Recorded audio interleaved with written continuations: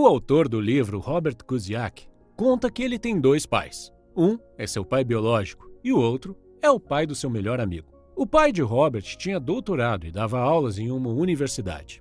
Seu segundo pai, com quem Robert aprendeu a ser rico, nem mesmo terminou o ensino médio e aprendeu tudo o que sabia na prática, sozinho. A princípio, os 2 pais de Robert ganhavam dinheiro suficiente.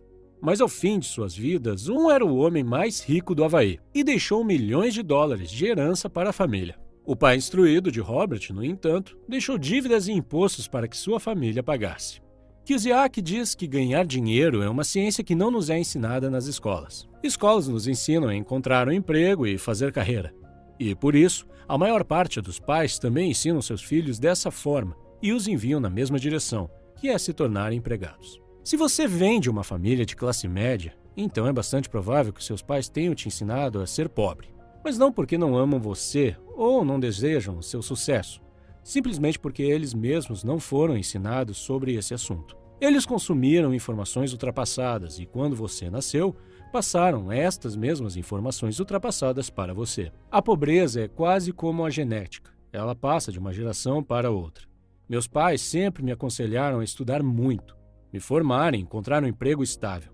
No entanto, quando comecei a ler livros como este, me dei conta de que aprendi mais com alguns destes livros do que em todos os meus anos de universidade. Se você também vem de uma família de classe média e ainda não leu Pai Rico, Pai Pobre, então eu realmente recomendo que leia. Eu gostaria que alguém tivesse me recomendado este livro quando eu tinha meus 14 ou 15 anos. Tantas coisas poderiam ter sido diferentes e melhores na minha vida se eu tivesse esse conhecimento antes. Nesse vídeo, vou falar sobre 7 ideias principais desse livro.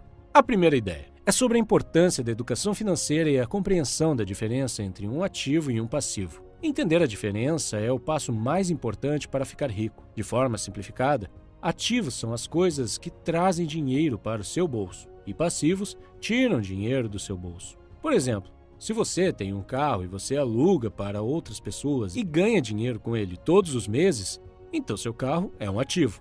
Mas se você tem um carro para uso pessoal e precisa gastar todos os meses com consertos, manutenções, etc., então ele é um passivo. Exemplos de ativos são imóveis de aluguel, ações empresariais, metais preciosos, etc.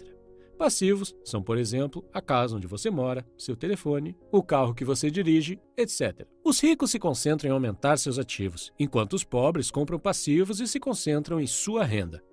Os pobres compram iPhones, os ricos compram ações da Apple, que são ativos.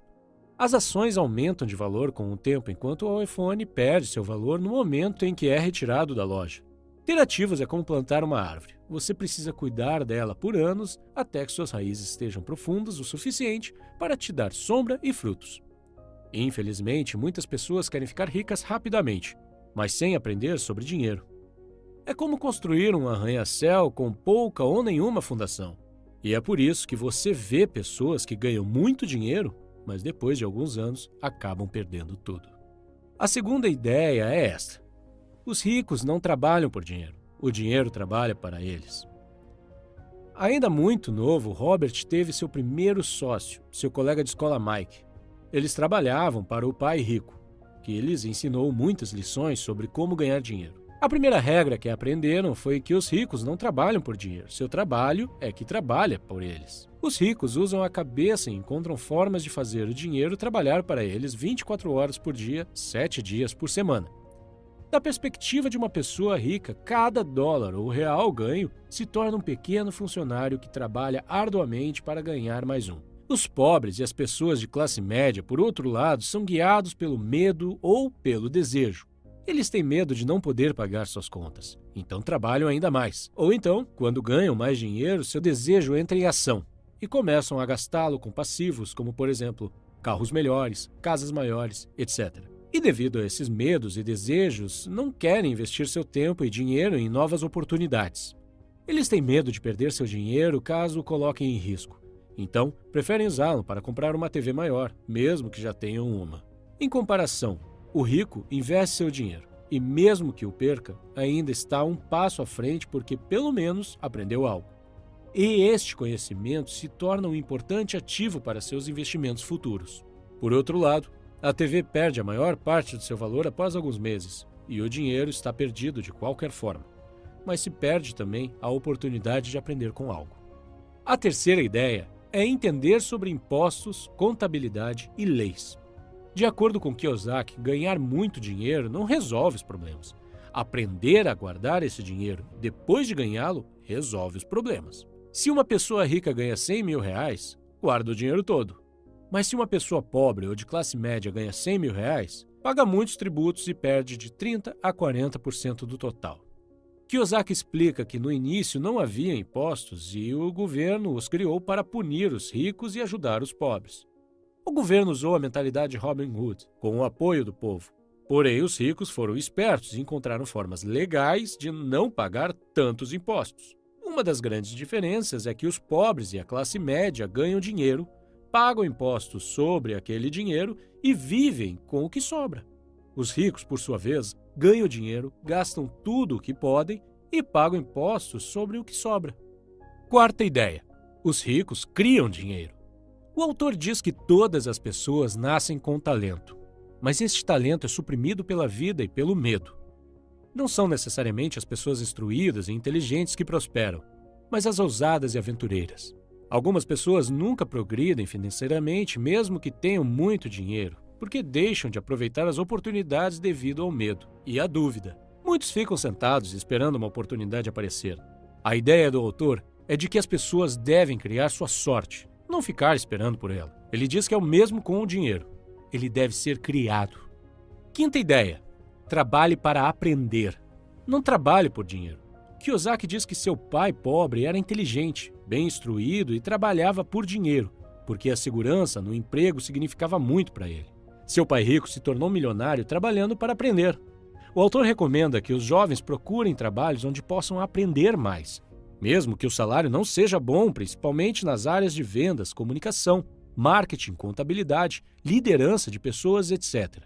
Durante uma entrevista com uma jornalista, Robert Kiyosaki soube que a jornalista havia se esforçado para se tornar uma autora best-seller. Ele percebeu que ela era uma ótima escritora e que deveria continuar a buscar seu sonho. Ela respondeu que havia tentado, mas que ninguém havia se interessado. Sem querer, ele acabou a ofendendo ao aconselhá-la a fazer o curso de vendas para promover a si mesma. Ela ficou na defensiva e respondeu: tenho um mestrado em literatura inglesa.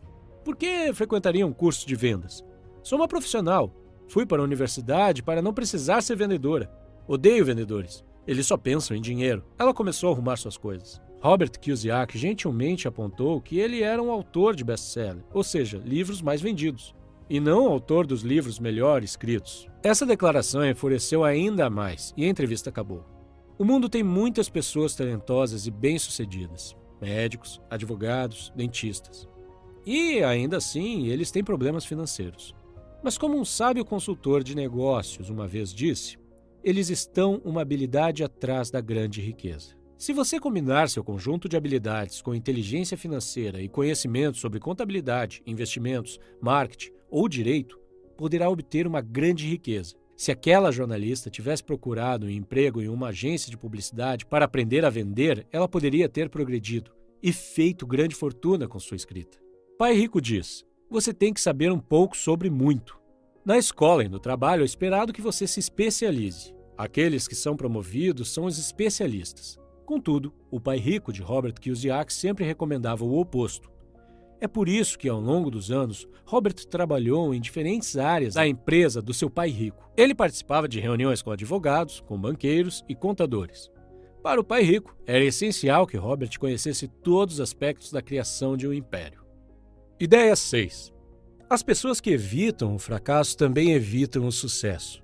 A maior parte das pessoas nunca vence porque tem medo de perder ou fracassar. Se você observar a forma como os seres humanos foram projetados para aprender, verá que aprendemos através de nossos erros.